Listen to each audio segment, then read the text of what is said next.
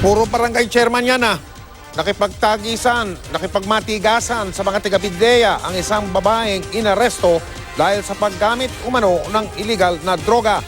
Bukod sa kanya, ilang pang user at isa umanong pusher ang dinakip. Nakatuto si Ma'am Gonzales. Bakit daw kang isasana? Wala pakialam. Wala rin akong pakialam! Nagwala ang babaeng ito matapos mahuli sa operasyon ng PIDEA pasado hating gabi sa Barangay Sembo, Makati. Nakikitaan mo ko? Ka pre, Marines ako, Navy ako pre. Wala kang kwento. Maghahain noon ng search warrant ang PIDEA laban kina Marites Lucero alias Ikya at Rodolfo Banzon alias Bonjing, mga tulak umano ng droga sa Makati at Taguig.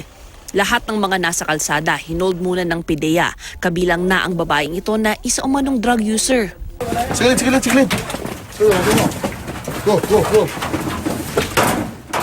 Nahuli naman ng mga otoridad ang isa sa mga target na si Lucero. Nakuha sa bahay niya ang nasa 30 gramo ng hinihinalang shabu na may halagang 150,000 pesos. Sa surveillance video ng PIDEA noong Marso, makikita pa ang asset na bumibili ng droga sa kanya. Pero todo tanggi si Lucero na tulak siya ng droga. Hindi ko po bahay yun. Anong gusto sabihin sa kanila? Wala po akong ginagawang kasalanan. Nakagamit na ba kayo, ate? Dati ho, pero tumigil po ako nung maupo po si Duterte. So tulak, ate, hindi? Hindi po. Sino ho nakunan sa video? Hindi ko po alam. Nakatakas ang pangalawang target na si Banzon, pero naaresto ang tiyuhin niyang aminadong drug user. Tamang gupit lang po ako, gugupit lang ako, panggising lang po. Ayun po. Hindi naman talaga akong bebenta po. Arestado rin sina JP Barcelona at ang di pa nakikilalang babaeng nagwala dahil sa paggamit umano ng illegal na droga.